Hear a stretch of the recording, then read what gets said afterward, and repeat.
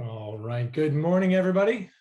Just going to give a few seconds as Zoom connects everybody's audio here. It always takes a little bit of time. I don't want anybody to miss any of the good things that happen today.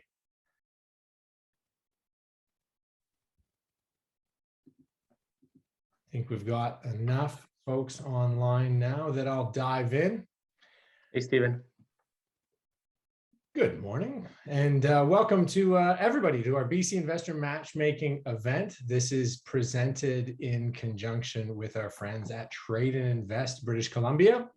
My name is Steve Wilson. I'm the VP of Acceleration here at Foresight, and I'll take a second here to do a little land acknowledgement. At Foresight, we recognize that we're on the lands and we live and we work in the traditional, ancestral, and unceded territories of the First Nations, Inuit, and Métis people, as we do work across Canada.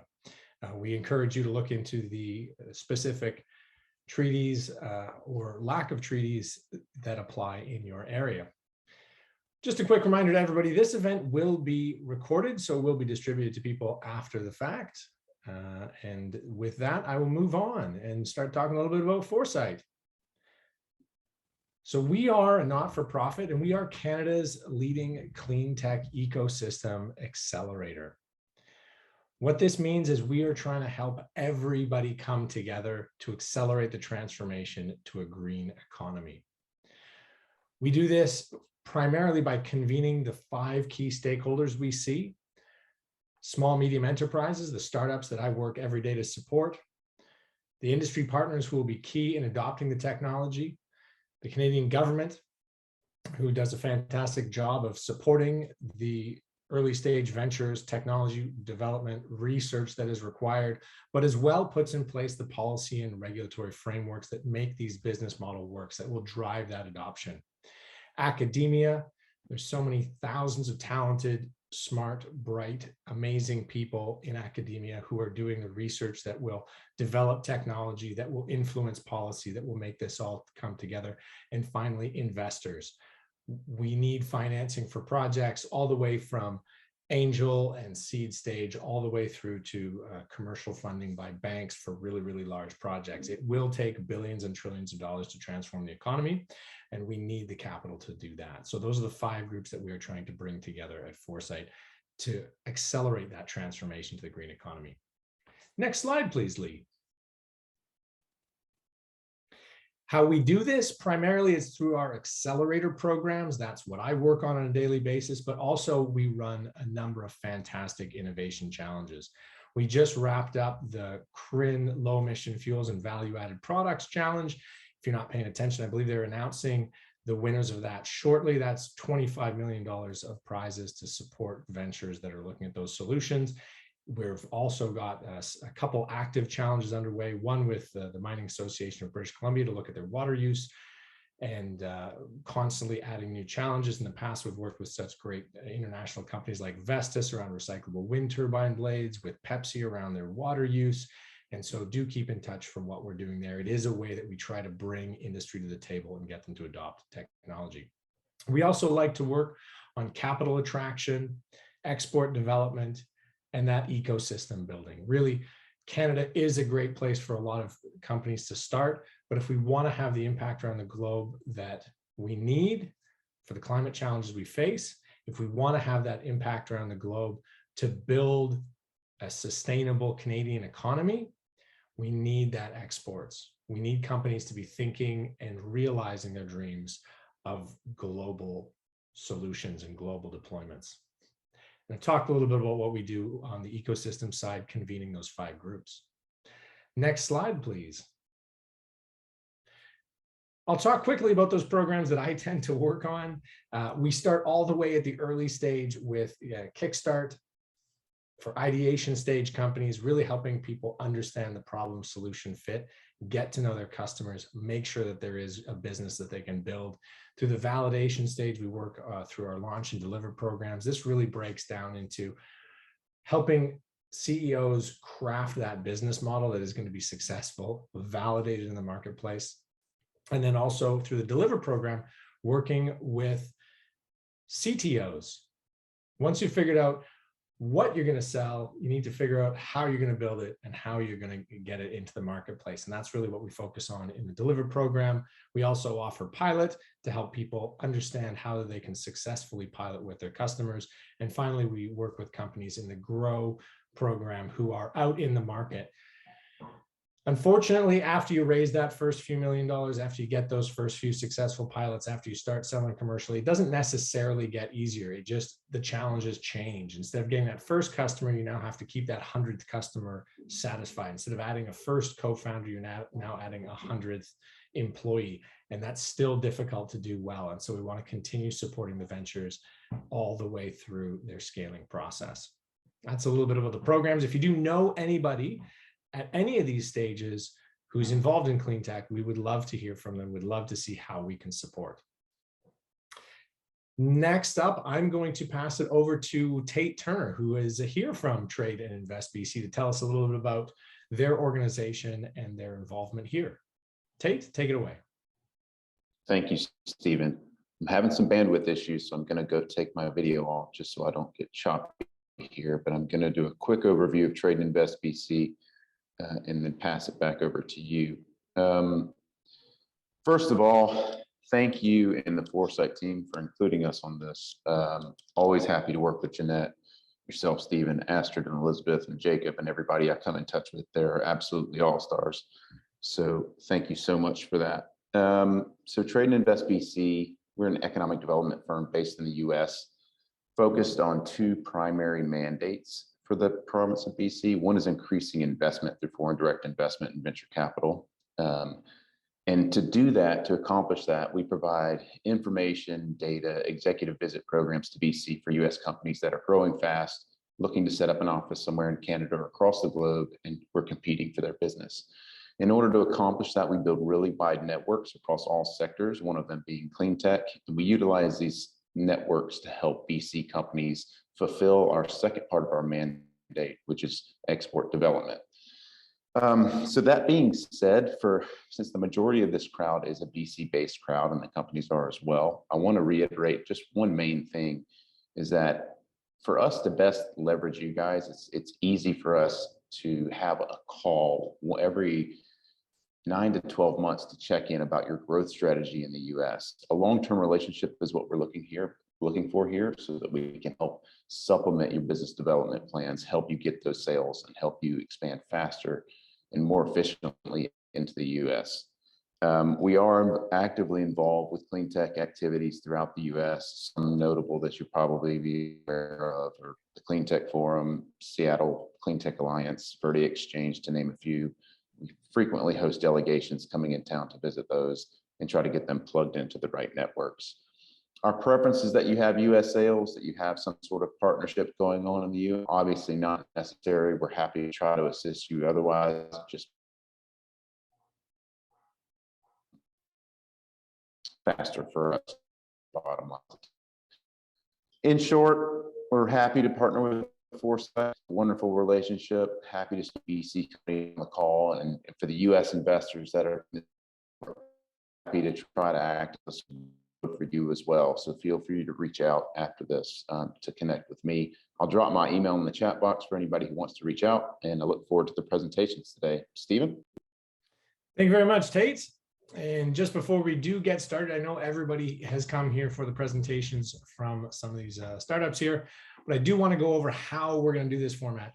Each of the presenters will have 3 minutes to make a presentation, so it's going to be fairly short. And then we're going to have 7 minutes for Q&A. Please do get involved, jump in the chat. I can ask questions all day long. I'm a very curious cat, but we would love to answer the questions that you have. So feel free to use the chat. If you like, it's a relatively small group, intimate setting. You can unmute yourself. You can jump in and ask a question. Just please raise your hand before you do that, and I will call on you so we don't have everybody talking over each other. The session is going to be recorded, so if you want to review any of the presentations or any of the answers to the questions after the fact, we will be emailing that out to everybody who has registered. And I believe you will all receive some company profiles on each of these ventures as well that will give you a little bit more information, as well as how to follow up with them to set up future meetings, what we're really helping to get through. With that, I think I've taken up enough of your lives. And let's get to the exciting part. Let's get to our first presenter here. We've got Bhupinder Bolar from Swiss Vault. I think Leah stopped sharing her screen. So Bhupinder, if you want to come on here, you can share yours and you can take it away. Can you just give me a heads up that you can see the screen? I can, yes. Okay, perfect. Thank you. And thank you to Foresight and also Trade and Invest BC for this wonderful opportunity. I look forward to connecting with all of you. So as Stephen mentioned, my name is Bhupinder. I'm CEO, co-founder at Swiss Vault. At Swiss Vault, we make data storage software. Actually, I'm going to stop again and share my sound if it's possible. So if I go to this, because I want to show you a little demo. I realize that would be disruptive if I did that again. So, again, we make data storage software and hardware that is 10 times more energy and space efficient. So this is the amazing 11 team members who will disrupt the data storage market. And of course, we're growing, we're adding more team members to support the sales and marketing initiatives. So the problem that we address is that data is growing exponentially. We need more energy and space to store this data. And these trends, of course, are not sustainable. To solve the problem, we focus on redesigning the data storage rack, which is the industry standard. But it has high energy consumption and high operational costs. So using innovative software and hardware designs, we produced a disruptive system that can store more data using less energy. So here I show an example of one of our designs on the right compared to a converged data storage rack on the left. The rack has 2.5 petabytes, ours has 4 petabytes, and ends up being the data storage density ends up being 14 times that of a standard converged rack. And look at the power efficiency, 7,200 watts per petabyte, ours is 780 watts. That's 1/10 the energy. So we're 10 times more energy efficient. You can store more data with less space and less energy. And that's why our technology is disruptive. And by reducing energy consumption and simplifying construction, we reduce data's carbon footprint by 10 times, and we produced a zero waste product. So I'm going to show you a demo. On the bottom is a Dell system with 24 disks, and our system is the cube sitting on the top. I hope you can see my cursor. And what I'm going to do is I'm going to run this Dell demo, which has 20, as I mentioned, is a comparable amount of data storage. And you'll see a sound meter here and a power meter on the back. And you can see that by comparison, you can see our footprint is much smaller than a typical rack would be. So the Dell system boots up and gets about a noisy level about 82 decibels. It's about a 5-hour electric vacuum cleaner. When I run a benchmark, the benchmark's about 440 watts. Now we'll run the Swiss Vault system. This is our basic unit. This is not a product. This is a prototype system, and the ambient noise is about 50 decibels. So when we turn the power system on, the noise peaks at about 55 decibels, which is about ambient room noise, and then the benchmark consumes about 90 watts of energy. So our system is 5 times more energy efficient and about 16 times more quiet than a standard system. And this is why our technology can be used in any data system as we scale it up to massive amounts of data storage. And the data storage market is 131 billion for this equipment, servers and racks. And the target market that we're entering for the beachhead market are those that were looking for sustainable, long-term secure storage in governments, hospitals, and banks. We estimate that market to be 16 billion in Europe and North America. So we've already have high value customers interested in our technology. We've been selected by the US Department of Defense to build contracts with 12 agencies, including the US Air Force, Space Force. CERN and other major research institutes are also interested. So our sales and marketing leadership is ready to execute on this go-to-market plan. What we need now is funding to increase our production, ramp up sales and marketing, and then of course, expand the team. We are raising a 2 million bridge funding round for this next growth phase using a convertible note. And we'll be raising a 10 million Series A round later this year to scale production. And because our growth is taking off, we believe that you as an investor will be able to make significant 10x returns in a very short amount of time. So thank you very much. Thank you, Bhupinder.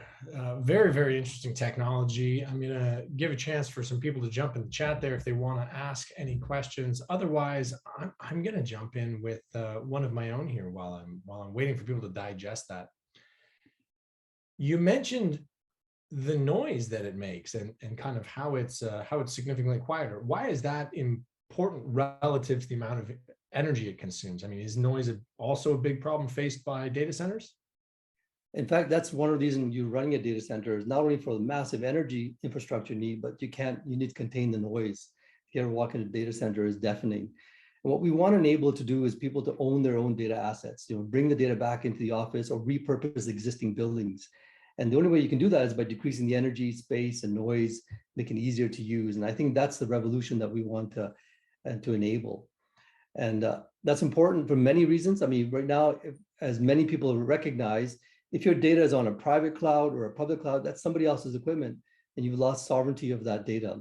And by enabling people to own that data again, we can give that sovereignty back. Absolutely. Thank you. We have a question here from Matt. I saw your hand go up there. Yeah, thanks, Stephen. Just trying to balance in my head your calculations of capital raise and run rate and whatnot. Can you explain or can you talk about the length of sales cycle that you're predicting for adoption of your technology? Like, is it a 3-month sales cycle? Is it a 6-month sales cycle? What are you looking at there? So we have two trends that actually work in our favor. It may be a 6-month sales cycle, but we're trying to catch two trends. One is data is growing, and the other is that they're replacing existing equipment. So once we get our foot in the market into the door, which is that our system can sit next to their existing systems of tape drives and typical racks, and they'll need to replace those systems. Over 5 years, we'll be able to sell multi-million-dollar contracts. Right. So your upsell strategy is a good one, but how long is it going to take you to get your foot in the door with these kind of larger, probably institutional customers, maybe a little slow-footed? You're displacing the existing supplier, No, that's a good point. And hospitals in particular would be very difficult to get in. So we recognize that. But the ones, over the last year, we've been doing a lot of testing of this market. And the ones that were early adopters, the evangelists will actually turned out to be CERN and the big data and big physics centers. But I think once we prove that there, I think others will adopt it. But now that we have the Department of Defense and they're interested, we can already start building contracts with them. And I think that was supposed to give us a lot of leverage. Okay, cool. Thank you. Yeah. Thank you, Matt. There's a question here from Yifei Wang. Is it patent protected? Or can you talk a little bit about the IP strategy that you're employing? Great. Thank you very much for that question. And what we have is we have a couple of advisors who've been helping us to define to help us to develop our strategy. We have submitted 2 patents. They're still pending. They're on hardware design and hardware software integration and unique parts. We have multiple other patents that we need to file, but we keep a lot of things trade secret. I think that this area is very competitive. And when you file a patent, you basically sort of kind of show the technology in a way. And so we're keeping things trade secret until we can build more of the clout in the marketplace. Fantastic. And I'll follow up with one other question from Yifei. Where did the technology originate from? Have you kind of developed this yourself in-house? Does it come out of some academic research and you've licensed it off some university? Or, I mean, this is really fantastic stuff. Where did you find it? Yeah, thank you. Actually, I wanted to mention that we haven't licensed in any technology from it. It's all built by our team. The designs were in-house, built, sort of engineered, and the software is built from scratch. So we're not using any open source software. And that's due to the talented team that we have who are also put their heads together. We're trying to solve a problem. The problem that we were trying to solve was how can we help you keep our hospitals keep our health data secure for 100 years? So we sort of designed from scratch a bottom-up strategy that we think would be able to work for that. And that included designing software, which is independent of the hardware, by the way. It can run on any system. And then the software and the hardware is, and probably will get out in the market first. And then the hardware we felt we needed to solve because hospitals can't store this data. They just can't run massive data centers. We have to decrease the complexity and make it easy for them to manage. Fantastic, Bhupinder. Wonderful technology. Best of luck in your raising of the $2 million. that is the 10 minutes. It went by pretty quickly, which means we have to move on to the next company, Circular Rubber Technology. I've got Martje van der Sand here to tell us a little bit more about what they're doing. Perfect. Let me share my screen.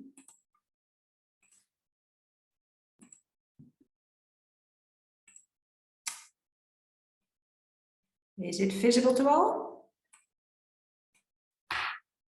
Perfect. So circular rubber technology is all about turning the world's waste streams into value. My slides are not working. There we go. 20 million tons of rubber is used annually to make new tires. And did you know that the rubber from these tires is hardly recycled back into high-grade applications? Circular Rubber Technologies developed a technology to fix this. We convert the rubber in these end-of-life industrial tires into a reclaim that substitutes virgin rubber material. My name is Martje van der Zande, CEO and co-founder. CRT provides mining companies with a solution to one of their largest waste streams. Through a proprietary process, we convert the mining industry waste, the end-of-life industrial tires, into a natural rubber reclaim product. This product provides tire manufacturers with a high-quality alternative to virgin rubber. By using our product, the tire manufacturers can meet their sustainability goals, reduce greenhouse gas emissions, and increase their percentage of circular material use. For every ton of virgin rubber that is being replaced with CRT's reclaim, they will save roughly 3 tons of CO2 emissions. Through a software platform, CRT provides a full transparency and traceability along the chain of custody, not just for the customer, the product customer, but also for the waste producer. CRT's rubber reclaim has excellent properties, and it has proven to meet the tire manufacturer specification. Now, the combination of our physical properties, the anticipated global supply, and our clean process allows tire manufacturers to substitute more virgin rubber during their manufacturing process and hence save more carbon. CRT is a Vancouver-based startup, and we have a team of seasoned individuals. Decades of combined experience in rubber recycling, capital project management, logistics, venture-backed scale-ups. I think CRT has what it takes to be successful. Over the last 2 years, we have proven our concept, de-risked our technology, and produced several tons of our product, the rubber reclaim.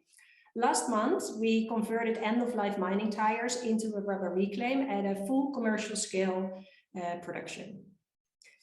We've extensively tested our reclaim product, both in-house as well as through collaborations with, for example, the industry partners and also university.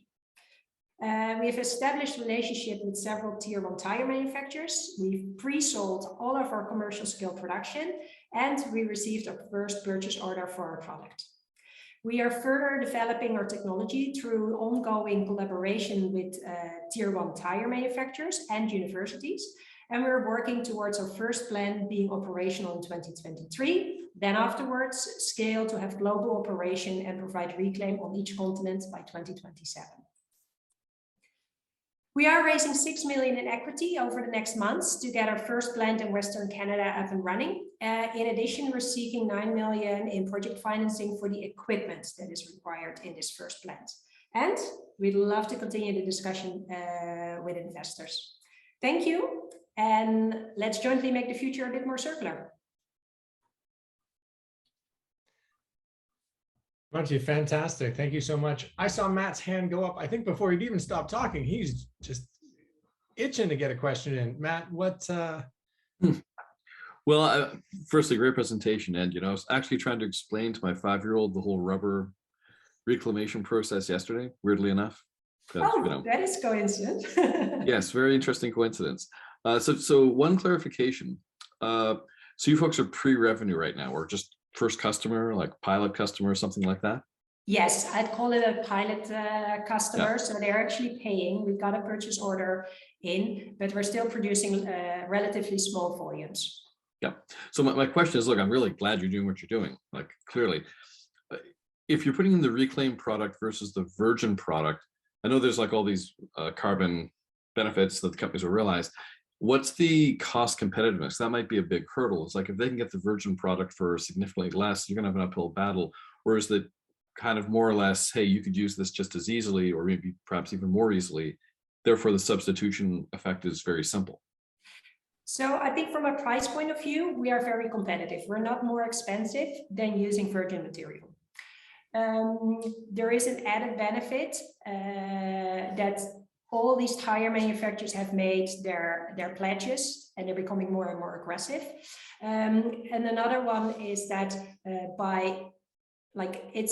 it does require a little bit of adjustment of the tire manufacturer.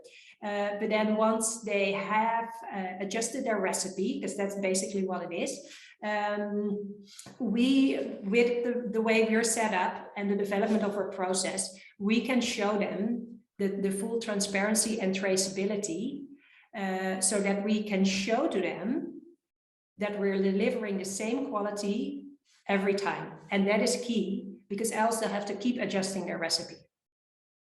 Cool. Excellent. Thank you very much. Thank you, Matt. I've also got a question from Andrew McCollum. Intellectual property. I think you might have mentioned it in there, but maybe it was kind of quick. So if you could dive a little bit more into kind of which parts of your processes are patented, are you developing any trade secrets as you build out your plant and fulfill these first commercial orders? Marty, you want to tell us a little bit more about that? Sure, yeah. So we are currently in the process of determining what type of patent, or if we are going to file a patent. We are operating under trade secrets. The process is proprietary. We are the first one to do it this way. So we're now working with the IP lawyers on how to specifically draft our process and carve that out. Fantastic. As a follow-up question, he's wondering, why are you starting with mining tires? Great question. I love that question. Because they're big, and that's not the only reason.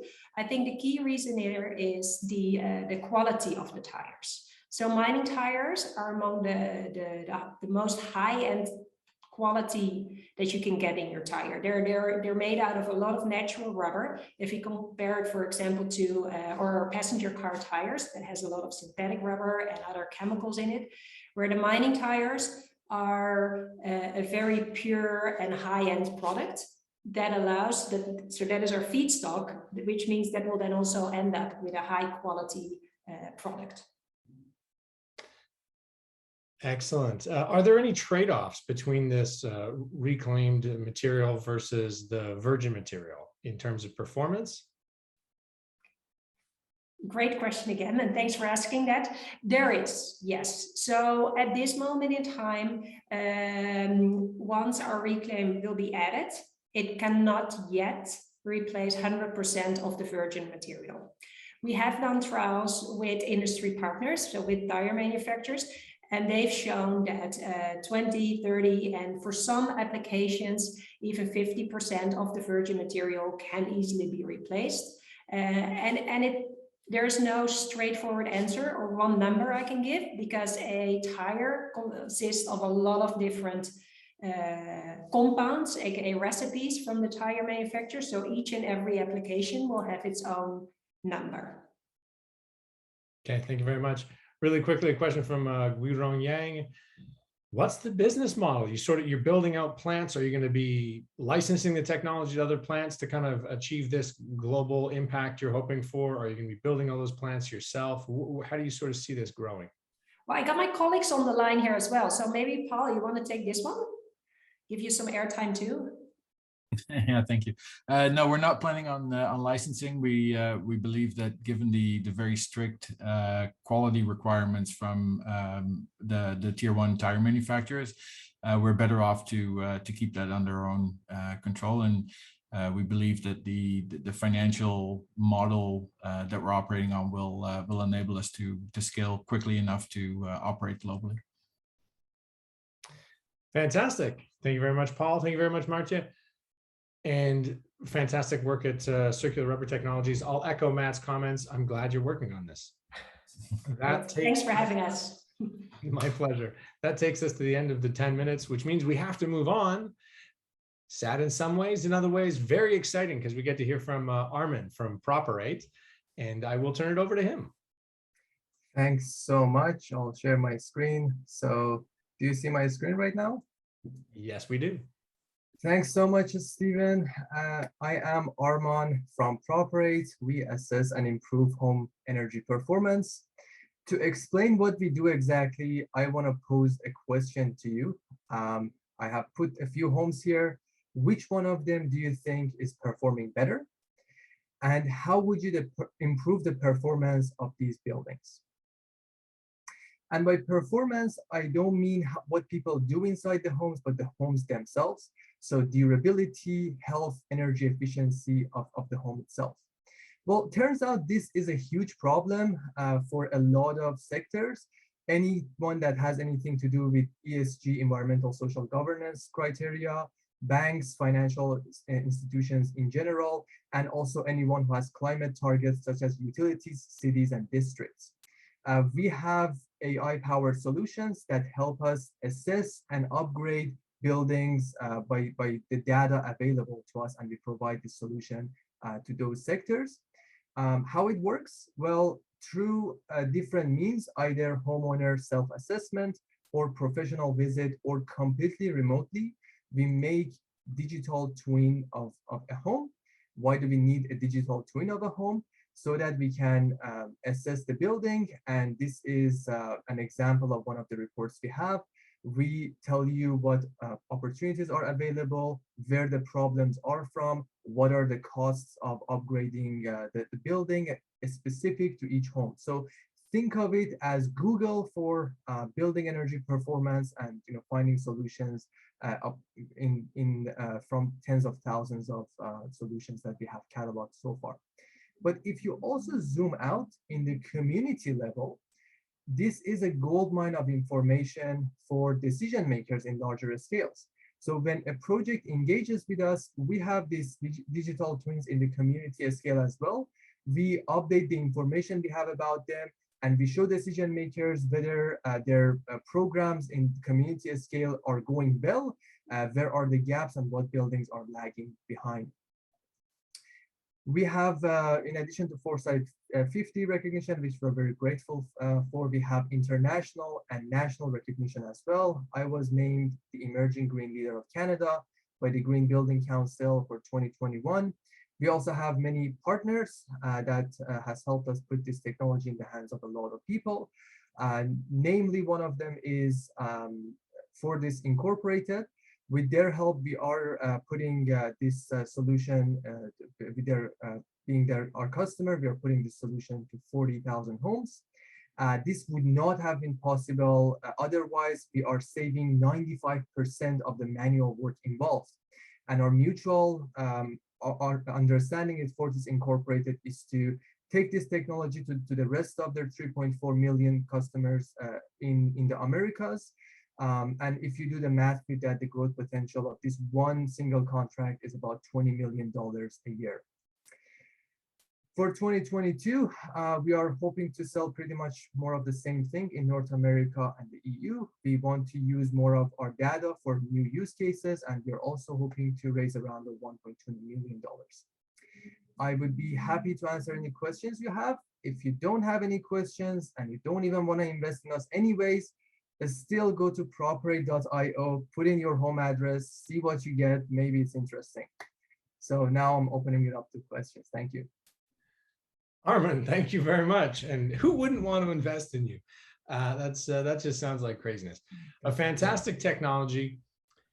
And I'm curious, what's the business model? How are you charging Fortis Inc. that, you sort of mentioned $240,000 a year right now, and potentially if they expand across all of the North American customer base, 20 million a year. Are you charging that by home served, by activity? Is it a flat rate because of those wonderful red and green houses that you put up on that screen?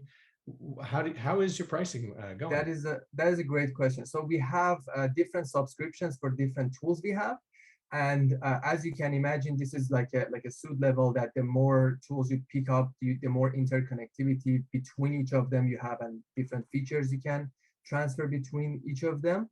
And that's a subscription model. It's very simple for them. It's per building that we are doing, and the cost of it, the cost savings for them is super clear, because now they can put so many millions of dollars into upgrading homes as opposed to spending like $850 on assessing a single home, which is, by the way, the status quo, the numbers that go for home energy assessment. So we are just basically at the beginning of the year, we put some a subscription plan for them, and they pick the whole package, which is a really good sign for us. And that's how we work with other customers as well. Fantastic. Armin, I have more questions, but I will let Brian Duarte jump in here and satisfy his curiosity. Hi, Armin, thanks very much for that proposal. I get the end in terms of you said you collected a database of stuff to be able to assess the homes. How do you get the original information on the homes to be able to, I mean, that was a great map that I mean, having worked in the utility sector a long time, I understand that would be highly useful. How are you able to capture that information at scale to make it worthwhile for utilities? Yeah, that's a great question. Thanks for asking this. This is our secret sauce, right? I mean, this is something that somebody else cannot go and do. We comply with a lot of the regular energy performance assessment standards that are out there, such as ASHRAE 140, EnerGuide program, and other programs in the US and Canada. And we have basically found enough data sources through satellite imagery, using AI to parse different data sources, and also the data sources that are proprietary to us that we have collected over a long period of time, to create these building energy models based on the data we have. We are doing, certain studies to accuracy test these, and our technical objective for the time being, and what we have achieved so far, is about 80% accuracy of doing a full energy model, which is very acceptable by the utilities. I mean, that is amazing. And so you've collected this data on what scale? Like, are you just collecting it as needed based on customer needs, or do you have it for, say, all of Canada right now? We have data for the whole North America for the time being. The data tends to be in different levels of accuracy. So depending on where our business goes, we can go in those regions and have more accuracy for those regions. Like, we can increase in it.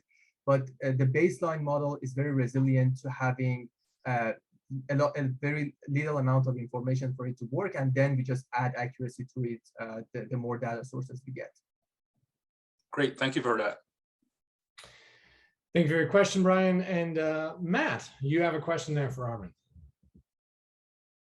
Yeah, thanks. And I should say, by the way, Stephen, I'm happy all these companies are doing what they're doing, like not just the rubber people, but everybody, really. So quick question on the data front. I suspect I know the answer, but do you have any concerns about privacy regulations being enacted that might kind of cramp your style, or is it kind of anonymized, encrypted stuff that lets you play around with a fair degree of impunity?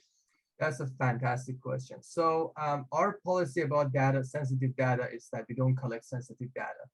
A lot of the information we have, you can get by looking at a home. You can see where the windows are. You can guess, certain characteristics of the home. You can look at the plumes and see if it's a gas-fired or, for example, an electric home. So we actually don't really need much of information that can be considered sensitive or private from people. And we also don't tend to collect them. And we have also gone through multiple rounds of scrutiny because we have worked with so many of the government people. Sorry, this is a slide. So I think we are fairly confident that we can just keep this technology and expand it to different regions. Fantastic. Thank you. Thank you very much. And obviously your beachhead market is here in British Columbia, working with Fortis. Are you planning to follow Fortis around their service areas, or as you kind of expand into different markets, are you going to follow a different kind of geographic? Yes, so Fortis has 3.4 million customers in the Americas in different regions, and our understanding with them is that this is just going to keep expanding. We have the same situation with our other customers as well, that we are just kind of following thread with them and expanding our project, putting 10 every time we renew that contract with them in front of the costs, because the projects tend to scale so much. The other thing is that we have a really strong network effect. So think of Fortis being our customer in one region. Now we can go to the financial institution and tell them, hey, you have all of these criteria to assess homes or find out about the homes that you are giving all of these HELOCs or certain instruments for them. Now you can come and see all of the data we are collecting thanks to our partners, and you can also share the data you are collecting with them. So it's a shared data pool between multiple entities, which helps us improve our map and also improve our data, but also has a very strong network effect that keeps the customers in the long run. Okay, fantastic. Armin, I'll echo Matt's sentiments. I'm very happy for all the different projects that people are working on, especially this one, because we really do need to improve the base of the built environment. You know, so many buildings are already existing and we need to know how to improve them as efficiently as possible. So thank you very much for your good work. Yeah, thanks, Astrid, Steven, and shout out to you and Foresight for being with us along the way. Oh, stop it. We just, you do the hard work. You just make us look good. Next up, we're going to have Colin Bell from Pello. Sounds good. Just going to get sharing here. All right, everyone should be able to see a big bird. Yes, we can. Awesome. Perfect. Thanks, Foresight, for putting on this great event, and looking forward to running through a pitch and hopefully answering some questions. My name is Colin Bell. I'm the Chief Innovation Officer at RecycleSmart and the CEO of Pello, which is a IoT carve-out from RecycleSmart. We'll talk a little bit more about that later on. So the problem that we are solving at Pello is that waste and recycling containers are collected on a set schedule in cities and businesses, universities around the world. And because of that, most of the time when we show up, they're not full, or maybe they're overflowing, or maybe the wrong thing is in that bin. So this is the problem that we are looking to solve with the Pello platform. So the solution is we install rugged connected sensors that give us information like fill level, images, GPS, location, and temperature. And we use that data to power more efficient collection. And some of our customers, we've seen them be able to reduce operational costs by upwards of 60% by picking up bins at the right time. And if we do that well, then we reduce both costs and carbon emissions, and we can improve recycling services. So get that recycling stream to be cleaner and greener. A little bit about us and our team. Like I mentioned before, Pello is a carve-out of RecycleSmart, which is one of Canada's fastest growing companies, co-founded by myself 14 years ago. We scaled RecycleSmart to $50 million in annual revenue debt-free. So we're very good at using capital very efficiently. We've got 14 years of practice. And we used lots of other companies' IoT devices over the years in Canada. So we've deployed fleets of up to 5,000 devices, learned a lot along the way, and we're putting that knowledge to work with the Pello platform. So the platform is a web and mobile platform where we bring data in from the connected sensors in the waste and recycling containers. And we designed a very open system because we know that once we get the data into our system, we will need to get it out because a lot of our customers want to use the data in their legacy systems or for reporting purposes. We also use AI and machine learning image analysis to reduce recycling contamination. So we're looking at what's in your bin and figuring out if it's the right item. And we use third-party integration a lot. So we are very open to using other hardware on our system. So it's a hardware agnostic system. You can bring any device with an open API into the Pello system and display and use that data. This is a quick snapshot of what a container looks like. So you've got images coming in, also ultrasonic fill levels, and we track things like fill level, time of pickup, and how full your bin is. It's also a powered asset tracker, so you can always see where your dumpster is. So in this case at UBC, when the frat boys steal the dumpster and throw it into the ravine, you know where it went. Also, if they light it on fire, which happens frequently. We do develop our own hardware. This is the Pello device. It's the first device on the market to combine ultrasonic and camera on a single device. It's a very tough piece of hardware, shock resistant, waterproof, and should last for 5 years in the field with a very efficient battery and power management system. We sell this as a hardware as a service model. Monthly fee includes hardware and software. Machine learning. So we're also looking at the contents of containers, and we can see here that our machine learning model is working fairly well to identify plastic bags in a recycling bin. So this is one of the most common contamination items. And then we let users know by SMS or email or reporting about what's happening in their containers. Traction. So our traction so far has been mostly in Canadian cities. And so we have pilots and paid pilots with City of Vancouver, Victoria, Edmonton, and also selling to our mothership RecycleSmart in October of 2022. They're doing a full switch of their 3,000 container image-based fleet, and also working with some cities in the US on early stage pilots. Really, the US is our go-to market. Business model, as we mentioned, it's hardware as a service, roughly $20 Canadian per device, 70% target gross margin, and really this is the way that we go to market. We do sell hardware only if customers prefer, but the hardware as a service is our preferred go-to-market model. Global smart waste market. So we're really at the beginning of this. We're supposed to see robust growth over the next couple of years. Pello is focusing on North America. It's a market that we know well. So we'll start there and then expand into Europe and Asia. And our target markets are primarily municipalities, smart cities, facility management, and campuses. Where we are, so we're doing the spin out and equity raise of the Pello carve-out division in 2022, which is right now. We've been lucky to be able to tap into some of the non-dilutive funding in the Canadian ecosystem. So $3 million in non-dilutive funding from SDTC and IRAP. And we were recently awarded a Western Economic Development Business Scale-Up Loan, which is $5 million in interest-free loan over 5 years. And we have 3 hardware patents filed and 2 provisional patents in the filing process on the machine learning AI portion of the product. Where we're going, we're converting our pilots into paid customers. Our first large customer coming on board, as we mentioned, and launching our AI and machine learning functionality in Q2. And our scale up over the next couple of years is quite aggressive as we roll more units out, cash flow positive by mid-2023 based on our current projections. And we're raising a $5 million round to further develop the platform, refine the AI machine learning system, fund working capital, inventory manufacturing, and US market. And people always ask us how we're going to use the money. So we put together this pie chart. We're still manufacturing, so a fair bit goes to inventory. Over time, we'll move more to a platform-based model and license the hardware. So less capital will be directed towards inventory. And that's Q&A time. Colin, thank you very much for that. Lots of things to jump into there. I'm going to start with Guirong Yang's question. Who's the client, municipal, government, or bin owners? And how are you acquiring the customers? Yeah, so mostly municipal, government, and institution is what we're seeing in the North American market. Most customers don't own their bins on a commercial side. It's owned by the waste hauler. Waste haulers are not really an ideal client because right now they like to pick up empty bins. They're very profitable. So we're seeing more of an institutional municipality start anyway. We think private haulers will get there eventually, but not right away. Absolutely. Okay. And what about competitors, asks Yifei Wang. For sure. Yeah, there's lots of competitors in this market, I would say. The smart waste market has quite a few players. We've obviously been a customer of a lot of those competitors over the past decade.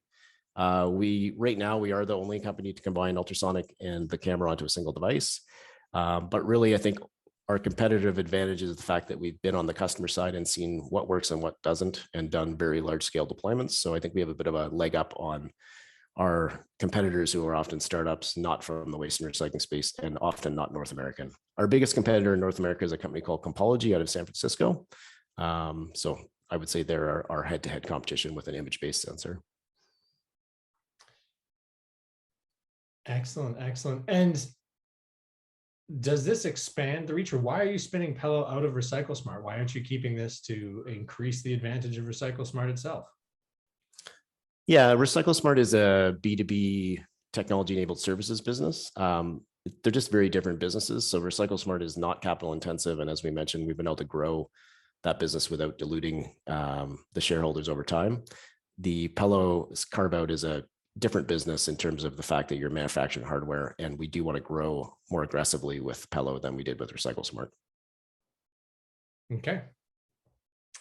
Fantastic. Any other questions from the floor? There is a comment here in the chat. I will make note. Matt Toner has put his email there for you to reach out to him. And there's one more question coming in here from Brian. Colin, thank you very much for that presentation. Some very interesting stuff. I was wondering, does that technology have application beyond just being used for recycling bins? Yeah, it's a great question. So the camera on that device is actually it's a a patented device that we've developed. It's a spectral camera. So we take a ultraviolet, a visible light, and a infrared photo every time we take a photo.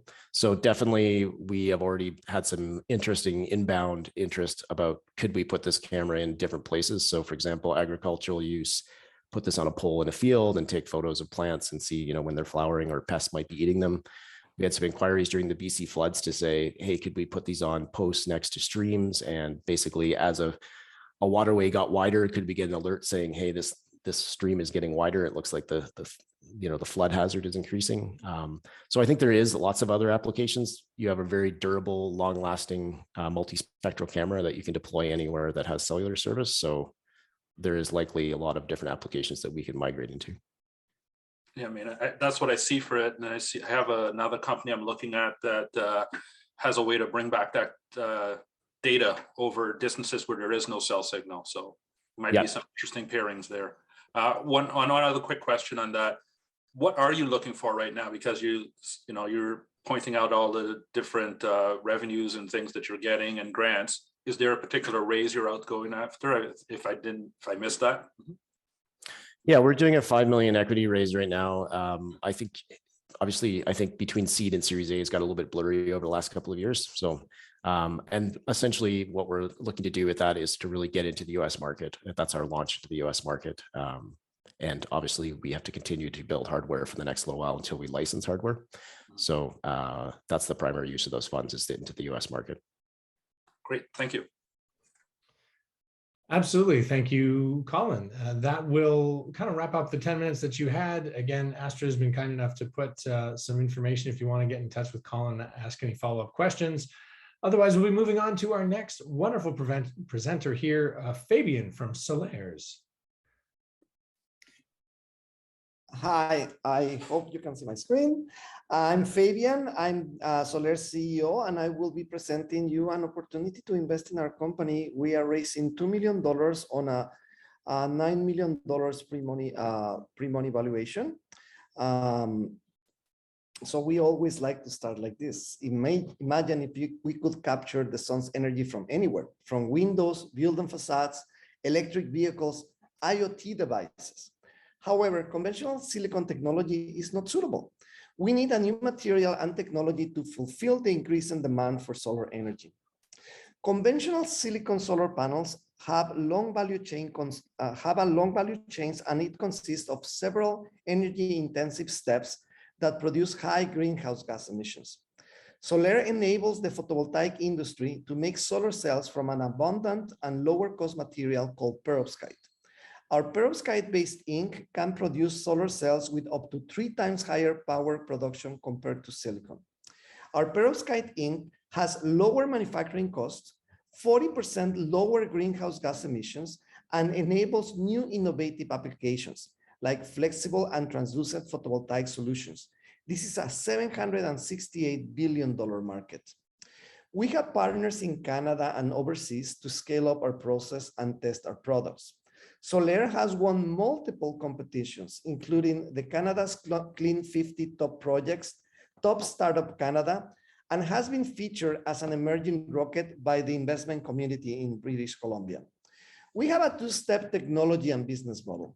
First is the ongoing development and sales of our solar ink, and second, licensing our manufacturing process for rigid or flexible solar panels by 2024. Our solar ink paid pilot shipments started last year. We forecast a $50 million cumulative revenue by 2026. There is no other perovskite ink in the market that has this high power conversion efficiency that is compatible with scalable processes. We supply our ink to manufacturers that are either adding perovskite to silicon or only using perovskite in their process. We have a comprehensive IP strategy that includes 44 patent families. Over the past 2 years, we raised $2 million in equity and $2 million in dilutive funding, in non-dilutive funding, sorry. Additionally, we have secured over $4 million in in-kind contributions. Our team has the extensive industrial background in perovskite and thin film coating processes, and this will accelerate our product development. We are raising $2 million, which triggers an additional $3 million, almost $4 million in grants. To date, we have over 50% of our round committed. We receive investment from different angel groups, including Keiretsu and local funding companies here in British Columbia. The due diligence has been completed from some groups, and if you need that, we can share it with you. And thank you very much. I'll be happy to answer any questions. And Sahar is also here. She can help me answer technical questions. Fantastic, Fabian. Great presentation, a good explanation of why perovskite has such a great potential in the future and why Solaires is pursuing a different avenue and stands apart from others folks in the field. Any kind of questions from the floor around Solaires' $2 million current raise? Yifei Wang asked, what's the traction in terms of commercialization and any co-development partnerships? Do you want to talk a little bit more about that? Yes, that is really interesting. Thank you, Yifei. So basically, right now, commercialization is on track. So when we started the company, we were not planning on selling the ink.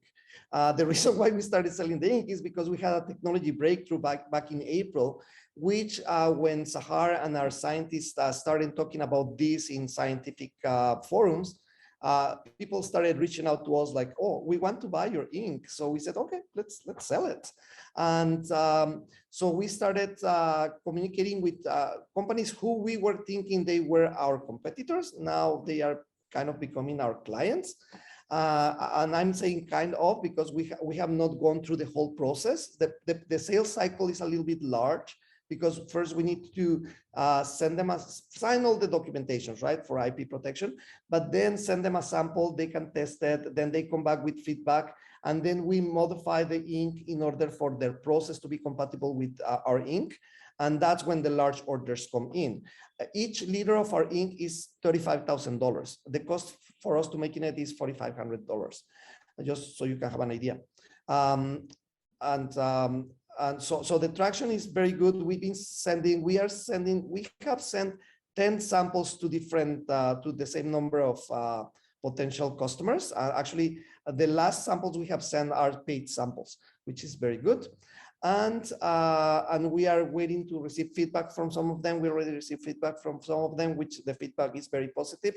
And we are continuing the conversations for the sales. And the future looks really, really bright for us. I hope it stays that way or grows even harder. I hope I answered the question. Thank you. Fantastic. Yes, I think you did sort of talk a little bit about that commercialization, how you've gained some near-term opportunities with the solar ink sales directly. I love your kind of view of folks who might have been considered competitors are now potential customers for you. You know, you're leveraging the differentiation you have at different stages.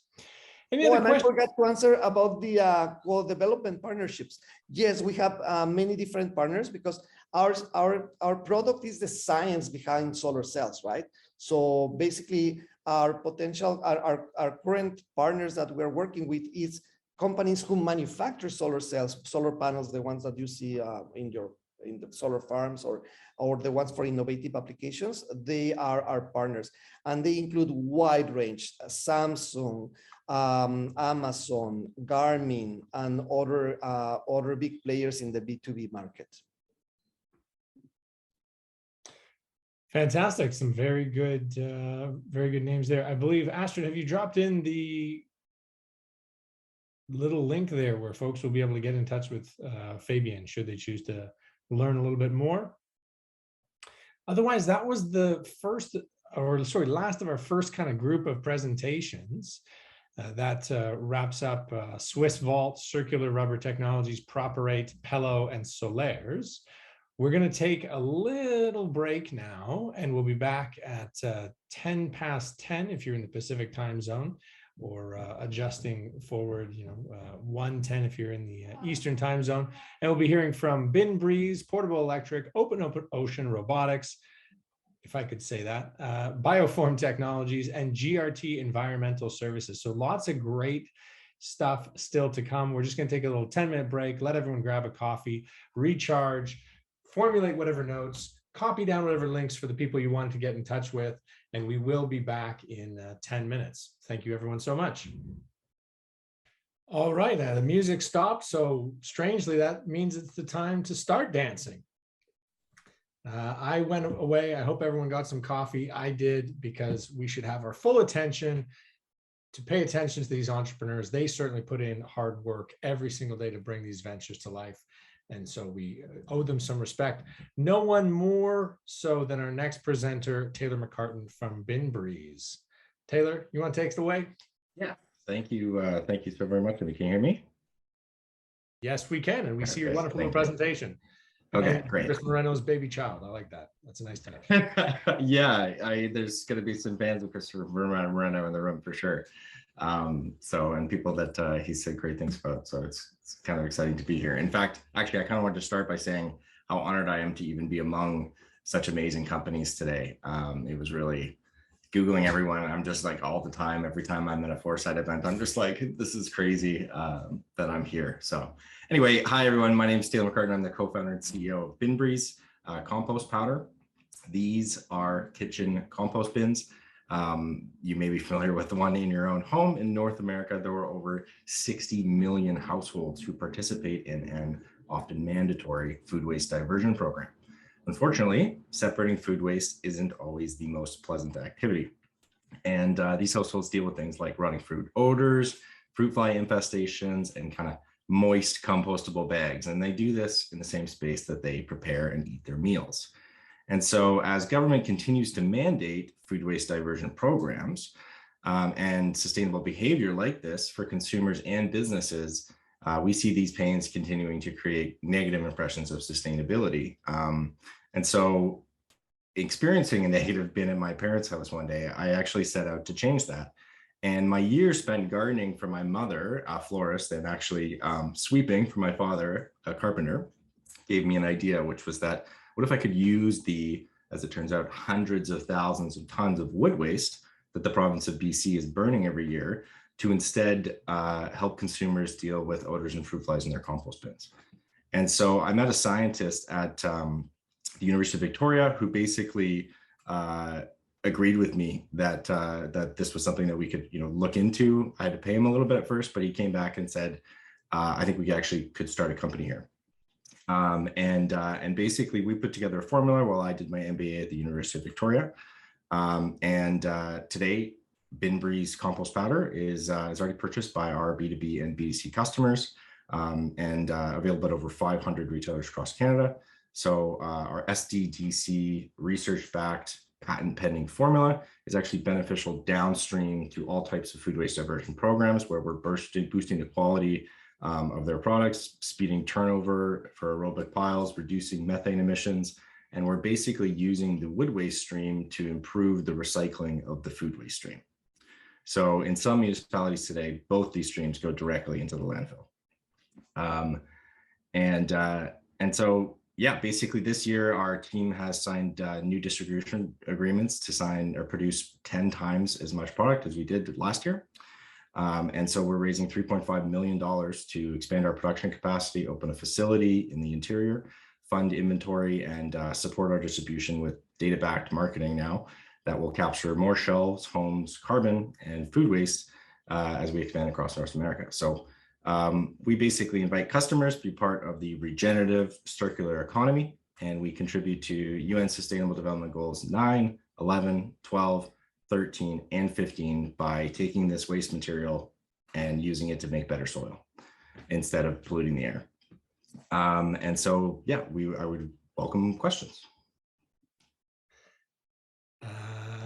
Yeah, sorry, Taylor, I'm distracted by the disgruntled looking person next to the compost bin, and I'm assuming at one of the. Sorry. So took that photo myself. That's okay. I actually wanted to ask you, you mentioned the B2B customers, and you started off talking about, you know, me and my home compost bin, but then somewhere in there, you actually mentioned that you have some B2B customers. Do you want to talk a little bit more about that? Because Yeah. a lot of your retail partners, the Safeway, the Pharmacy, which is fantastic, you've got it in all those doors, explains that B2C channel. Tell me a little bit more about the B2B one. Sure. So definitely from the beginning, we were approached by restaurants initially who were interested in dealing with these solutions in their sectors and finding a more affordable way than doing it than paying the retail price for BinBreeze. And so we've been supplying them with product. We also have retailers who are pulling product off the shelf. But we really wanted to focus on building the business for our 750 gram unit and getting our volumes up through the Canadian tires across the country. And so that was our focus for the year. This year, we've now, next week, we're shipping our first pallet of the commercial units. And until now, we've only had kind of minor pilot customers who haven't been, haven't really been paying for the product, paid for shipping. And tested it out and told us about their experience. And so we're basically going to market with a 30-person distribution team, set of salespeople that I just trained. So that all have existing janitorial, property management, a portfolio of clients across the country. Fantastic. Thank you very much. I'll let some questions from the audience here in no particular order. You kind of addressed, I think, the B2B space and that distribution team you're building, but Mark Druin is asking, how are you getting the word out and how are you marketing the brand and the product? Obviously, through those B2C channels, you need to get people aware. How are you doing that? Yeah, really great question. In my early days in Victoria, where we've really now over the last year and a half built a customer base that keeps buying it. It was best achieved by following the compost truck on pickup day and putting a flyer on the bin. You're just like, did they see me? Did they not? No, I'm just kidding. I actually got kind of permission. But that's not a very scalable strategy. And so this year we're basically going full in on a kind of a TV package deal where I'll be on breakfast television shows across the country. We'll have an advertisement on a major network. And in addition, we found some really great channels like apps that notify people when their compost is to be picked up. Is a really great channel for us to actually advertise through those mediums. And so that's how we've been doing it so far. But going forward, I'm hoping to get our B Corp certification and build out a bigger brand identity online that's welcoming people into the kind of the composting ecosystem and really helping them have that positive experience, which is what made me passionate about this idea in the very beginning. Fantastic. And you sort of mentioned in one of your earlier slides, there's 10 million people composting in Canada. There's many more, something like 50 million people composting in the United States. You mentioned that your goal is to have this available across North America. Is it currently available in the US or when do you think it will be available in the US? It will be available in the US in approximately 4 months. But we're actually based on Harman is Dutch. And based on we expect to pick up some European customers before we pick up American ones. Yeah, I'll leave it at that for now. Okay. I was going to actually add the way that we're disruptive in the sense, just because it's relevant to the earlier presentations, is there's a lot of money in empty space for composting companies getting half full bins picked up and charging a fee for that. So we make it so that you just don't even know the compost is in the room. You're not getting those contaminants into the air and around your people. And so we're expecting to be disruptive there, though I don't advertise that because I do support the composting industry. So, for sure, absolutely. Guirong Yang has a question about your intellectual property and barriers to entry.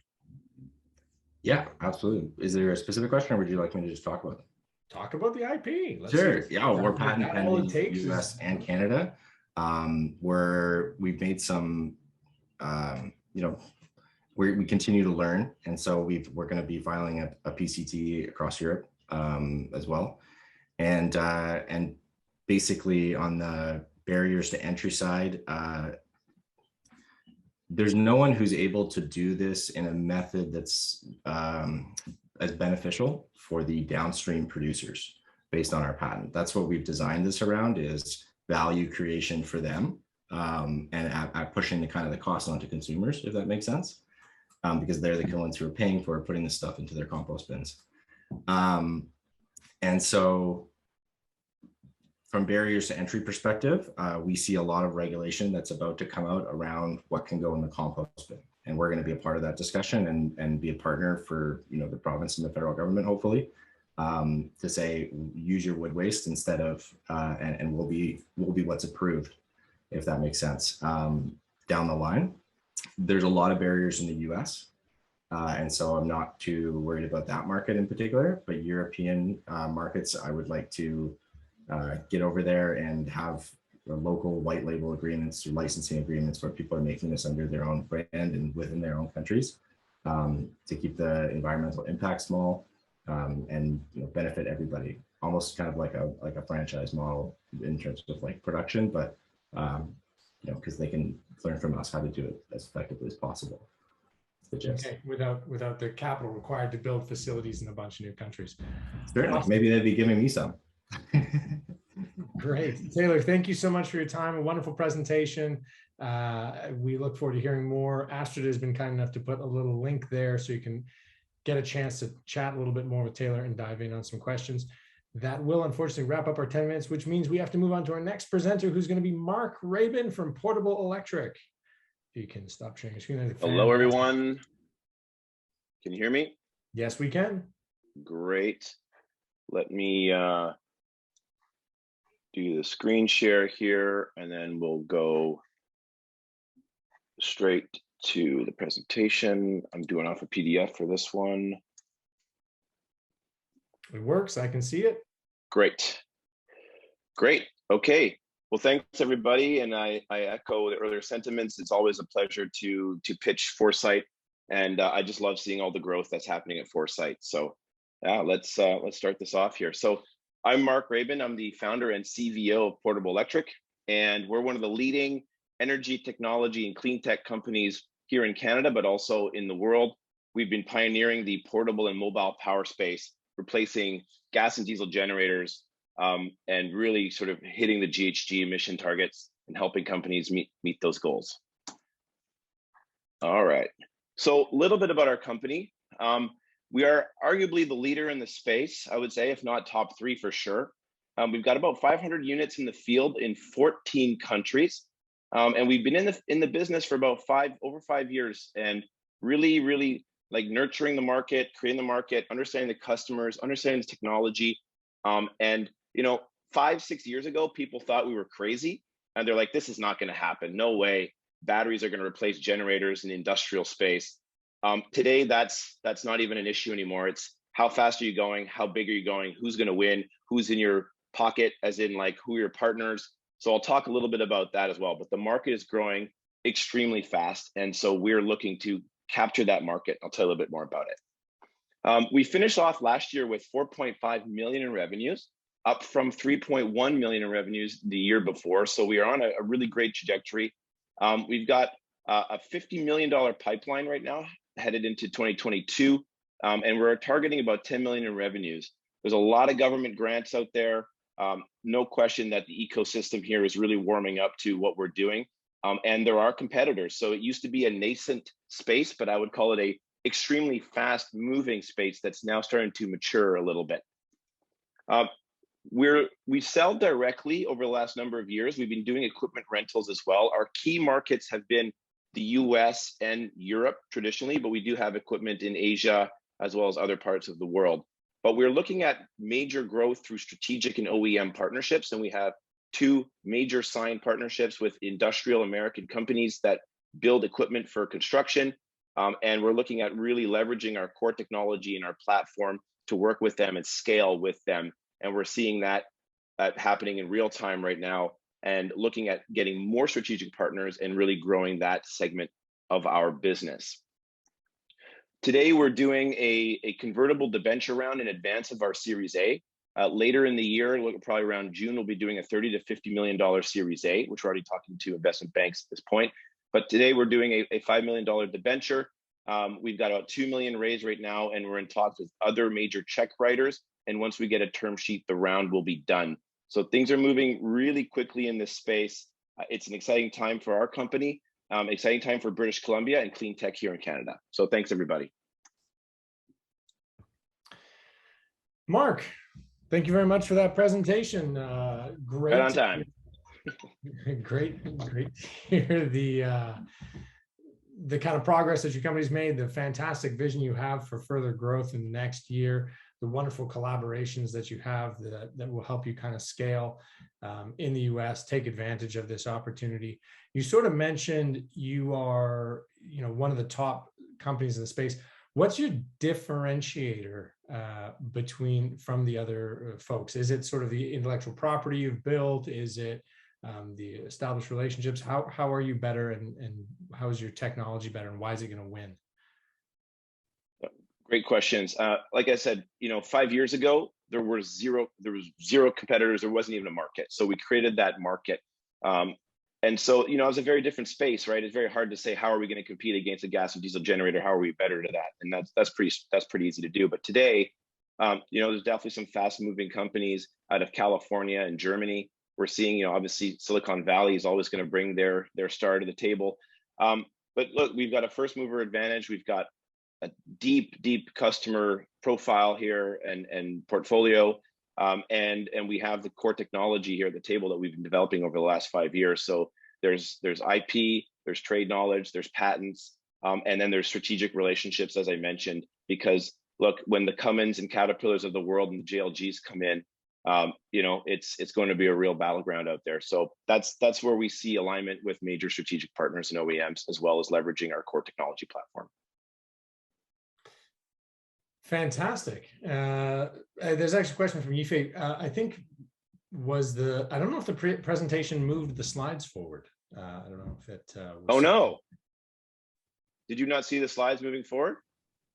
I don't think so. No. Oh, that's too bad. You can't see these slides moving?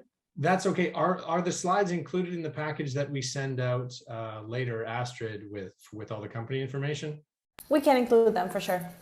Oh, that was too bad. You know what? I normally go off of PowerPoint, but because I had a bit of a PowerPoint conversion issue here on my MacBook, I made it into a PDF. And so I was flipping through the slides. No problem. That's too bad. You know what? I think the story told very well, was just a wonderful backdrop. And I think that's a new logo for you as well, isn't it? It is, yeah. So you can't see these. Okay. Looks sharp, but no. Apologies for that, folks. No kind of problem at all. Is there specific markets that you're really strong in now, or that you're able to kind of develop early? You sort of mentioned that you're in the US and Europe with just a small presence in Asia, but in terms of verticals within those that use backup power, are there some areas where you've got particular strengths and where you really see yourselves continuing to grow? Yeah, absolutely. So our beachhead has been traditionally major motion picture film industry, Hollywood, and that's how we scaled our business. But COVID was actually a blessing in disguise for us. It was a tough time as we saw live events go to zero and film business went on pause, but it allowed us to naturally pivot to the utility and backup power space. So one of our major strategic customers is PG&E, Pacific Gas and Electric in Northern California, where we provide backup power for medically vulnerable folks in wildfire power outages. We also have 7 mobile DC fast chargers with PG&E to provide rescue and top-up charging for stranded electric vehicles, as it's saying, during those PSPS events. Other key markets, though, are construction. I mean, there's no question that they're the major market and users of diesel and gas generators. So I would say key markets are film entertainment, utility, and construction, with an opportunistic market in the EV charging market. Fantastic, and some wonderful established relationships there with PG&E and some of the other folks that you've mentioned. So great to hear that sort of traction. And is that also going to be the way you ramp out, or that's as you've moved into the US, but also as you moved into Europe, you've followed that same sort of trajectory, or you project those same markets to be the ones that kind of move first for you in terms of the film industry, the backup power for utilities, and then following on that with the construction industry?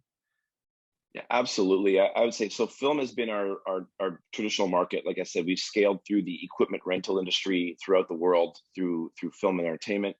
But construction is going to be moving very quickly. There's a lot of regulatory tailwinds that are happening in key jurisdictions, and Europe is one of the leaders in that space. So we do anticipate that construction will be one of the largest market segments, absolutely.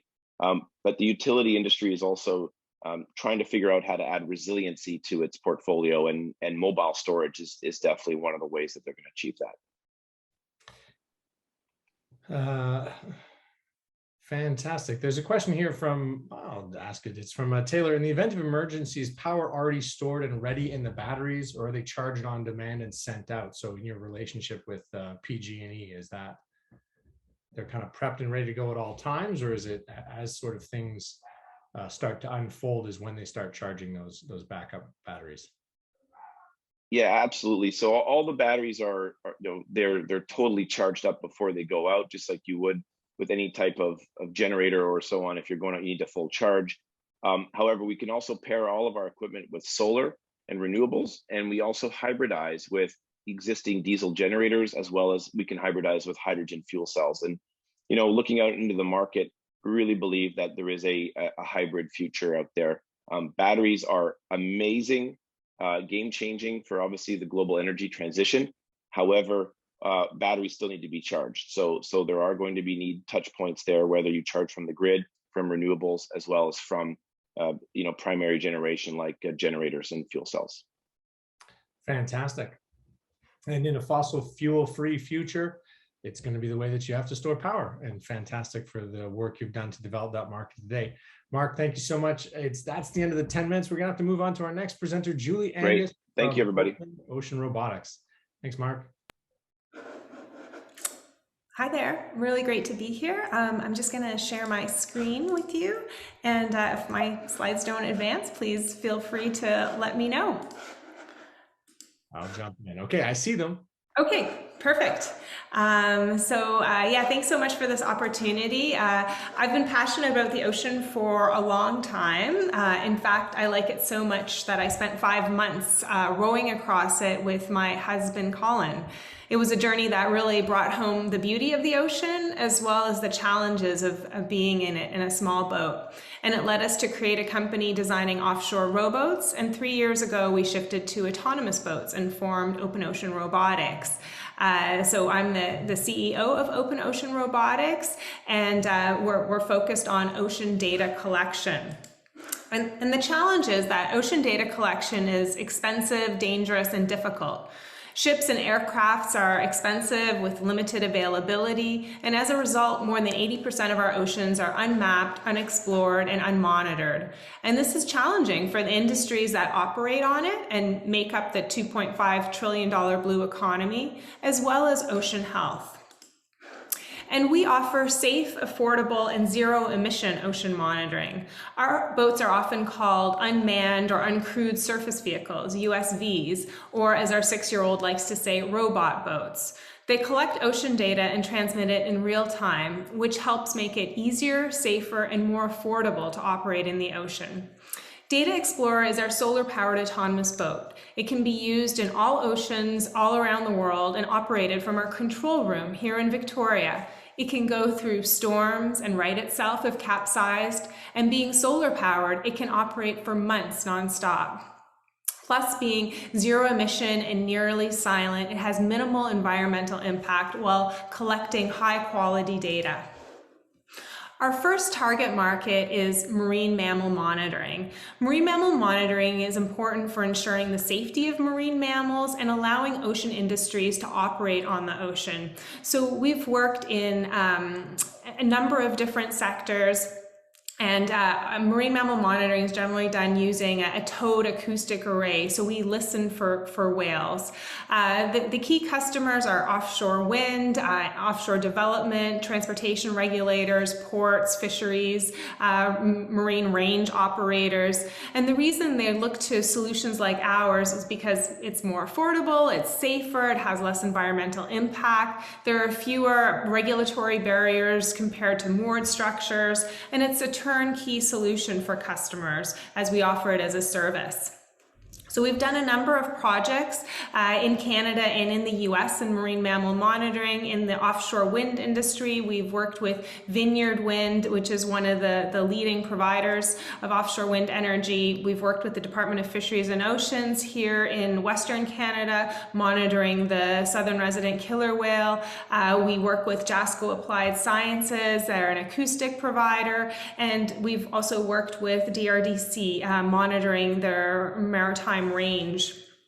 And marine mammal monitoring is a $1.6 billion market, and it is the first market that we're going after because we do have significant strengths and traction in this market. And it also opens the doors to other larger markets, including environmental monitoring, which is $10.2 billion, and the large security market, which is $26 billion.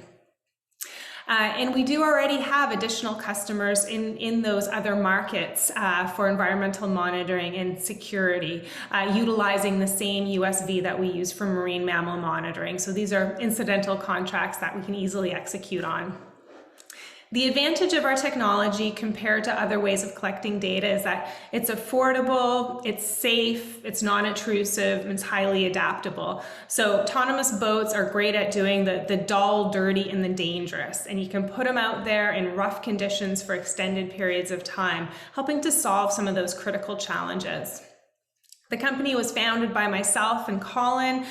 We have extensive expertise in the maritime environment, as well as in building previous companies. We've built an incredible team of 20 people, pulling in expertise from space industry, from defense, from oceanographic research. And we also have a great board of advisors supporting us on this journey. We have just raised a seed round that's $5.75 million. That's a mix of investment as well as non-dilutive funds. And we will be launching our Series A later this year, which will help us expand our product offering. So this is a great time for autonomous technology. There's a tremendous need for better ocean monitoring, and we have a strong advantage that will allow us to be global leaders, including our affordability, zero emission, silent operations, and safe performance. So thank you so much for your time, and I look forward to answering your questions. Thank you very much, Julie. That is truly fantastic. I didn't see a lot. You've got some existing customers, in fact, a great array of existing customers. What's sort of the revenue that you're generating from them at this point? And when do you sort of project profitability or a break even? Yeah, so last year we generated $750,000 in revenue. This year we're projecting to double that to $1.5 million. The following year, growing that to $4 million. So right now we're working on scaling the manufacturing of our USV, so we're able to deploy services more and really address the interest that we have. So we do have quite a bit of customer interest, and it's about getting our operations to the point where we're able to execute. Fantastic. And while I'm waiting for some questions to come in the chat and or for some people to raise their hand to maybe talk to you a little bit, that scaling, where are these wonderful little robot boats? I love the language of your 6-year-old. Where are they being made? So we're manufacturing here in Victoria, BC. We have a facility that's about 3,000 square feet, and we're expanding to almost 10,000 this year. We work with some partners here to produce the composite hull and deck, and then we complete the vessel and integrate the sensors in our facility. Okay, fantastic. So you're doing the bulk of the manufacturing yourself, and it'll be scaling out, and that's sort of what that $7.5 million round will be used for primarily later this year? Yeah, exactly. So we're working on putting in the manufacturing processes this year to allow us to scale, but then also just market expansion, being able to deliver services in more markets, having a presence in Eastern Canada, having a presence in the US. Okay. And you did a wonderful job saying why the autonomous boats are so much better than the crewed vessels. And you mentioned that you've got some patents pending. Are there other folks out there making autonomous boats? And if so, why is OpenOcean the best robot boat? Yeah, thanks for asking. So there are. Most of the other endurance vessels are either wind or wave powered, whereas ours is solar powered. So this gives us advantages in terms of maneuverability and the oceans that we can deploy on, because we have precise control that comes with being able to store your energy versus being dependent on an intermittent energy source. So that means we can go in more crowded areas, so near the coast as well as offshore. And actually a lot of the monitoring requirements are in areas where it's near shore, or if it's an offshore wind, there are structures. So really we have access to a much larger market. Fantastic. Thank you so much, Julie. Unfortunately, that's the end of our 10 minutes together. Otherwise, I'd ask so many more questions about a fantastic technology that I find just fascinating, how both your journey to making it as well as the impact that it can have in some of those markets. But we have to move on. Thank you so much for your presentation.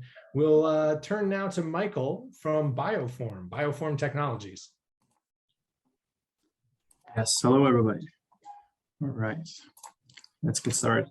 Hi, my name is Michael Buchen. I'm the lead engineer here at Bioform Technologies. First off, apologies from our CEO, Jordan McKenzie. He's in a board meeting right now, but of course, at any other time, please feel free to reach out and we'd be happy to connect. But let's get to the point where we are here. The UN has recently identified, next to climate change and biodiversity loss, pollution as one of the 3 existential environmental crises of our time, which shouldn't really come as a surprise considering all the amounts of plastic that are constantly around us. And the problem lies deep in the life cycle of plastic, because we drill up oil from deep under the crust that has been there for 50 or 500 million years.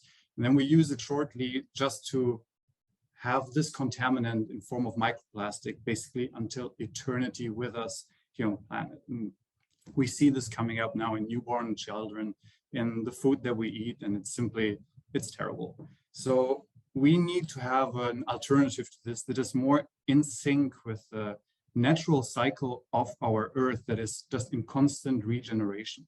So we got inspired by nature. We got inspired by the spider that produces its silk. And this biological process allows us to produce a biomaterial that is 100% home compostable as well as soil compostable, while being still competitive in performance and cost with the petrol-based plastics. And we do this by combining this biological process with a very well-established paper-making technology that is designed to run in high capacities at high speeds. And we have a patented platform that allows us to produce flexible, rigid, and semi-rigid products in forms of film that we can then use in existing thermoforming infrastructure to build higher value products, like, for example, coffee lids or takeout containers. And we are going to target 3 markets initially, of which 2 are of low risk but high margins. We have the agricultural film and the food packaging. We have secured local partners for the agricultural film here in BC, where we can generate traction. And we have testing here on the University of British Columbia. For the food packaging, we have approached one of the world's leading tooling manufacturers to ensure compatibility of the production line of the thermoformers with our material. While for the medical and healthcare field, where we work on intravenous tubing and bags, we use non-dilutive funding to progress the advancement of this obviously very, very difficult and complex field in the healthcare sector.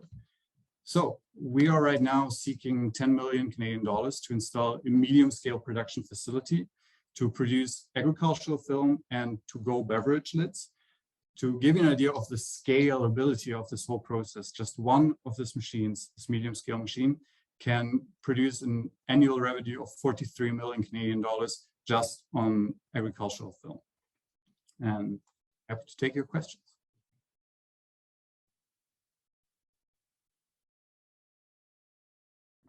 Michael, thank you so much. There's obviously a lot of work that has gone into this, as well as those wonderful moving images in your presentation. Those are quite nice. I love the color usage there. If it biodegrades, how do you control the rate at which it biodegrades? How do you know that it's going to last as long as the people using it in the agricultural film market are going to need it to last? Yeah, that's a good question.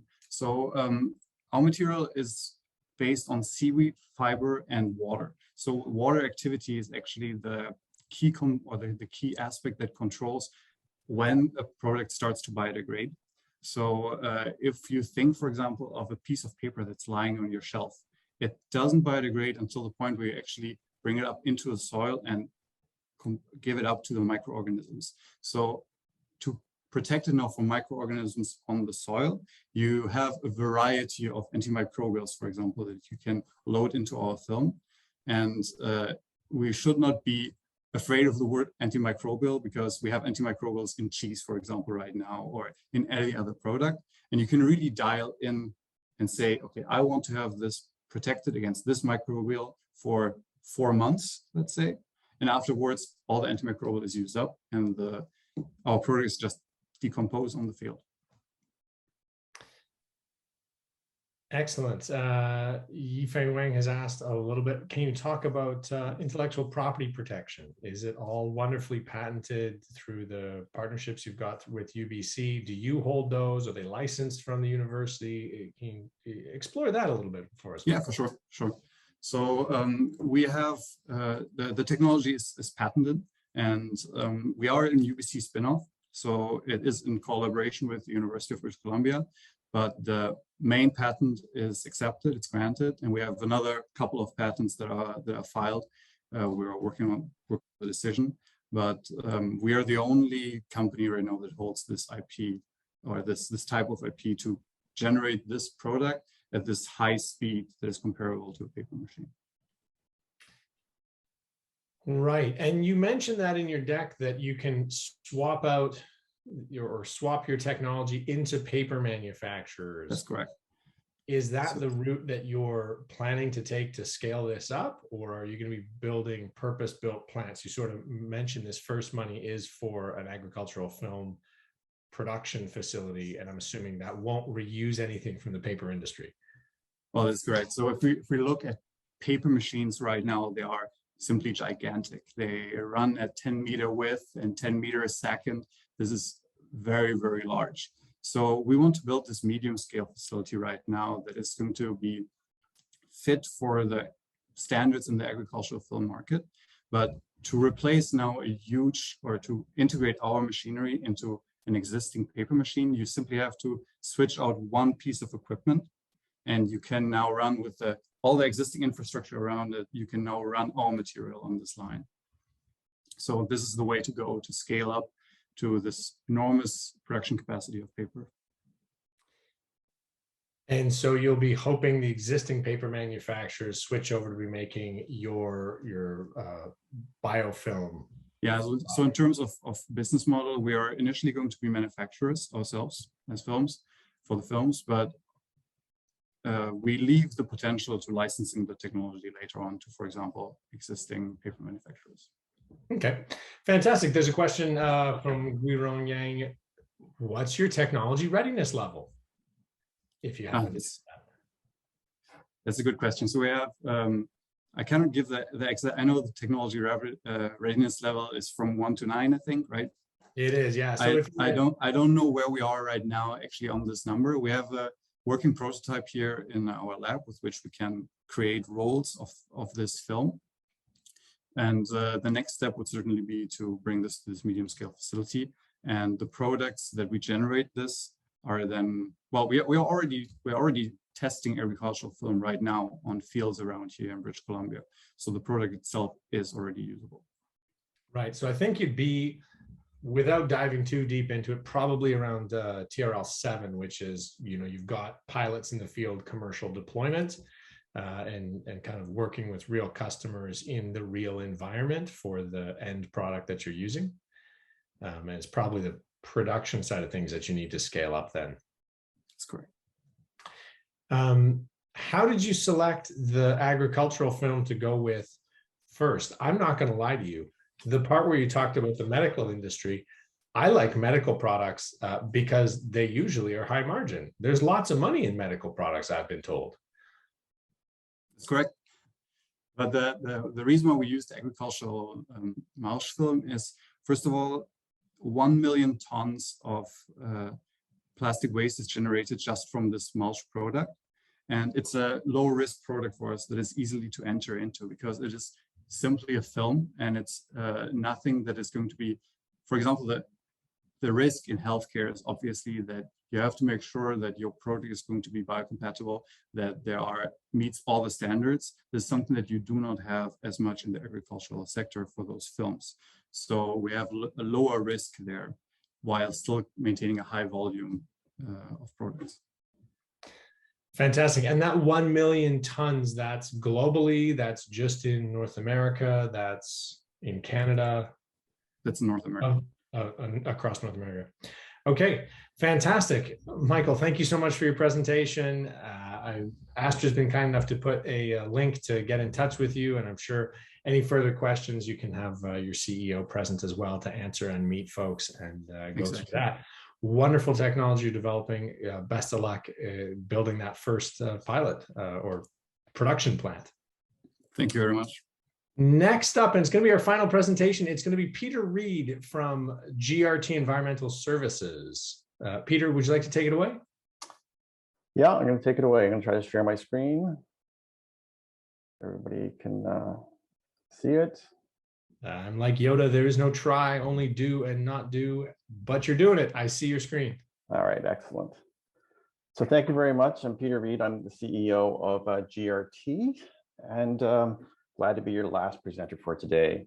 So at GRT, we formed 3 years ago to solve two major emerging problems. The first problem is urban densification. And when you densify and you go up with buildings, you also go down with parkades. You go down with underground transit systems, with sewers, those kinds of things. We generate a lot of excess soils. And those excess soils go to landfill. And they go to landfills further and further distance away. So that's why when you travel at Highway 1, you see all the trucks traveling. Excess soil business in Ontario is 2 billion a year. In BC, it's 1 billion a year, 10 million cubic meters of excess soil generated. That's why there's so many trucks on the highways.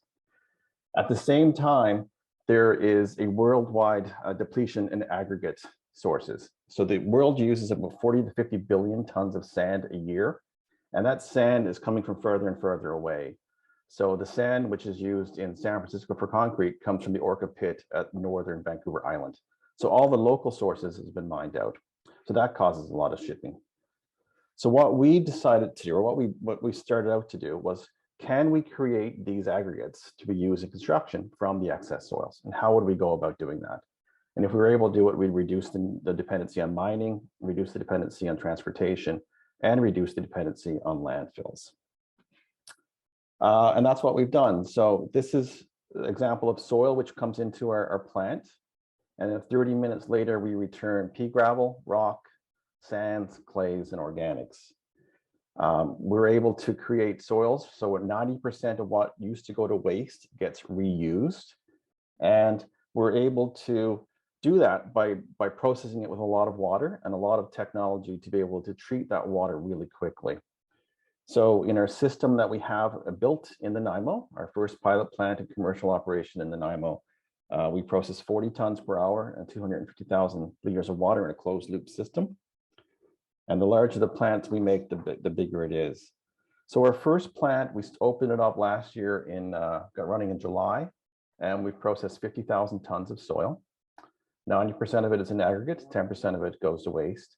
And when we say go to waste, even some of that waste product gets reused because of the way we work our process. So actually probably around 3% goes to waste, and then 7% gets used other purposes. We've gone to market priced at the cost of the landfill. minus the transportation. So if you're transporting it a long distance, your transportation cost is about $10 to $15 a ton, then our price to you will be $10 to $15 per ton less than what you have right now. Since we've been opened, we prevented about 1,250 metric tons of carbon dioxide to be emitted from the reduced in transportation. And our small plant started at about a 30% rate of return, and now we're up to about a 50% rate of return with the plant. So this is a little picture of our plant in Nanaimo, and the question is, can we do this at other sites? And the answer is yes. Going to a technology readiness level of 8 on Vancouver Island, we're able to show it's commercially viable. We're able to show it worked. We were able to not perfect, but advance the technology so that we get more and more useful products out of it at the end of the day, and more of a geotechnical spec coming out at the end of the day. And if we are able to, or our next plan is to bring this to Vancouver, which will be a much larger plant. And what we've done is we've barged soils from Vancouver to Vancouver Island and done all the technology and done all the recipes for Vancouver. So we have that ready to go as we go through. So right now we're in the process of, we've identified the bottlenecks in our Vancouver Island plant. And we're looking for $5 million to purchase the additional equipment to get that plant running at full efficiency. So right now it's capable of doing 120,000 tons a year. We can bring it up to 300,000 tons per year. And we were working on 3 sites in Vancouver area to secure a lease, and then a plant in Vancouver, which will be able to do 1 to 1.5 million tons per year of excess soils. This is my team. I couldn't have got here without the team, and a cross section of people who worked in this industry for years and years and years, who have been sending soils to landfills and really wanted to be able to change that around and create the aggregates to be able to reuse. So we can get back into this circular economy. That's it. GRT, wash, sort, and reuse. Simple as that. A lot more science into it, but it essentially is as simple as that. It's we wash, we remove any kind of contaminants that's in it, whether it be a physical contaminant or a chemical contaminant, and then we reuse it in the construction industry. There's a question. There is. Fantastic. Thank you so much for your presentation, Peter. And there's a couple of questions, but I'll start with Matt. You had your hand up there. Hey, thanks, guys. Peter, great presentation. So one clarification and then kind of one question. The clarification, you folks use fresh water, not seawater, right, as part of your process? We can use both. Use, so when we process dredge, we can use seawater as part of the process. And when we process upland soils, we use fresh water, but it's all closed loop. So that means we take in the fresh water, and then we treat it and reuse it and reuse it and reuse it and reuse it and reuse it again. Okay, cool. Yeah, I was kind of wondering about that. Secondly, do you have a sort of a sense of what your unit economics are, like per ton? If that's a good way to look at it, like, sure. How many tons do you need to process to be, profitable at scale, or do you have a sense yet what your price points might be? Or I'm not sure I saw the presentation. Maybe you talked about it. Right. There's 3 different. We've designed 3 different plants. We built the smallest plant. So the smallest plant, running at 100,000 tons per year, is profitable. It'll be more profitable, obviously, at 300,000 tons per year because I don't have the equipment costs. Then for a larger plant at 1 million tons a year, my economics comes down. So it costs us approximately $23 a ton to process it. It'll be down around 17 in the larger plant. And how big a typical for a client, what's the typical order look like? I mean, would one municipal client or one client be enough to kind of fully saturate the capacity of a plant, or would you need to, have several clients using the same infrastructure to make it kind of fully optimized? Right. So so we have several clients. So we've probably got around 30 different clients in Vancouver Island now. The federal government, provincial government, municipalities, BC Hydro, different developers. And what we do is we look at the soil, and then we slot that soil into the schedule. So to make sure we had to turn some away recently because we don't have enough capacity. That's when we need to increase the capacity.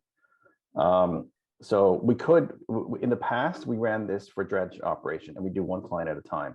And that was feast or famine. So that's why we moved to the on land. So now ideally we want to have 5 to 10 clients at a time. because then we can get our mixes proper and run the plant at full efficiency as opposed to part efficiencies. Well, excellent. Thank you very much. Thank you. Thank you, Matt. There's a question here from Andrew. What's the technological innovation? The technological innovation is the recipes and how to do it. People have been trying to do this for a while and they haven't been able to do it. And it's the ability for us to be able to reprocess the water. So people, when they first started doing this, they'd take in the water and they'd ship it out. So they use 250,000 liters of water an hour, which is not sustainable, right? So we can rapidly treat the water and get it back so it can start washing over and over and over again. Right. Okay, fantastic. And that's a patented process, or is that trade secrets, or how are you sort of? So we've decided to go with the trade secret process. We are eligible to get a patent or process patent, but once we've got that, then everybody can see how we do it. Right. So we decided to keep it as a trade secret. And it's all about different additives, depending on what your soil type is, what additives gets added in and what additives gets extracted back out again. So it's a fairly in-depth, fairly complicated process behind the scenes. And we just didn't want to set that out there. Absolutely. Fantastic. There are a couple other questions here in the chat, but unfortunately, I'm not sure we have time for them as we are coming up to the end of our allotted time together. I want to say thank you, as always, to all of the innovators here, all the people here driving these companies, driving these technologies forwards, bringing forward the solutions we need to the various climate challenges we have. I'm always so impressed at the variety of folks out there, everything from stored energy to software to better help us improve the built environment, to ways to remediate soil, to monitoring the ocean environment so that we can make better decisions there. So many wonderful technologies. Astrid will be sending out links afterwards so that you can get in touch with all of these founders and learn more about their companies. Answer your questions should you have any that are unresolved, learn a little bit more about them, rewatch this should you be interested in that, and or just go to the links where you can learn more about the companies on their websites and little profiles that we've put together for you. With that, I want to thank you all for your time and have a wonderful day.